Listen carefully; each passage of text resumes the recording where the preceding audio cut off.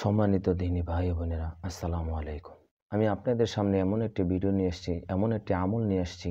যদি কোনো ব্যক্তি বৃহস্পতিবার আসরের নামাজের পর কষ্ট করে এই দোয়াটি ৩ বার পাঠ করবেন, আল্লাহ তাআলা তার মাগরিবের আগ মুহূর্তে তাকে রেজাল্ট দিয়ে দিবেন। আপনি যদি আমার চ্যানেলে নতুন হয়ে থাকেন তাহলে আমার চ্যানেলটি সাবস্ক্রাইব করে দিবেন এবং বেল বাটনটি আপনি চাপ দিয়ে রাখবেন ইনশাআল্লাহ। আমরা আল্লাহ তাআলার কাছে অনেকেই চাই, আল্লাহ তাআলা যে কোনো বিপদে আল্লাহ তাআলার কাছে দোয়া করি, কিন্তু অনেকে বলেন আমাদের দোয়া কবুল হয় না। আমি বলবো আমরা এই সময় যদি আপনি আমল করেন, আল্লাহ তাআলা আপনার দোয়াকে আল্লাহ তাআলা কবুল করবেন ইনশাআল্লাহ। নবী করিম সাল্লাল্লাহু আলাইহি ওয়াসাল্লাম বলেন, দোয়া হলো ইবাদত। আরেক হাদিস শরীফে নবী করিম সাল্লাল্লাহু আলাইহি সাল্লাম, দোয়া হলো ইবাদতের একটি মগজ।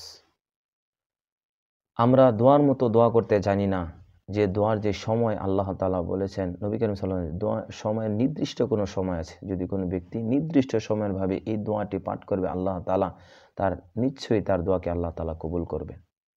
আমরা অনেকেই আল্লাহ তাআলার কাছে যে হাজতই আল্লাহ তাআলার কাছে চাই, আল্লাহ তাআলা আমাদেরকে ফিরান না। আপনি যদি বিশেষ করে বৃহস্পতিবার যদি আপনি আসরের নামাজের পর এই এই বিষয়গুলি আপনি যদি পাঠ করেন, আল্লাহ তাআলা আপনার দোয়াকে আল্লাহ তাআলা কবুল করবেন।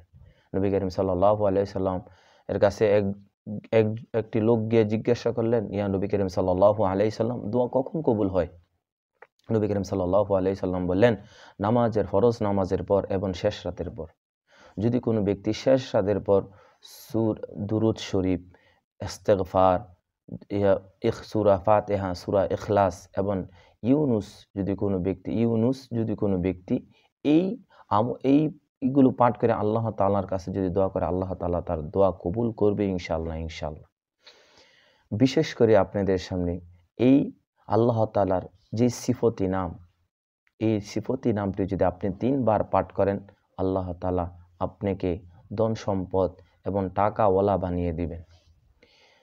এই দোয়াটি আপনি খালেস একনিষ্ঠ মনে আপনি যদি কি করেন, এই দোয়াটি পাঠ করেন, আল্লাহ তাআলা আপনাকে সত্যি রেজাল্ট দিয়ে দিবেন। দোয়াটি হলো আল ওয়াজিদু। এই দোয়াটি আপনি পাঠ করবেন এবং দিলের মধ্যে এই দোয়াটি পাঠ করে আল্লাহ তাআলার কাছে আপনি 2 হাত ধরে মোনাজাত ধরে আল্লাহ তাআলার কাছে চাইবেন, ইনশাআল্লাহ আপনি তা পাইবেন ইনশাআল্লাহ। আসসালামু আলাইকুম ওয়া রাহমাতুল্লাহি ওয়া বারাকাতুহু।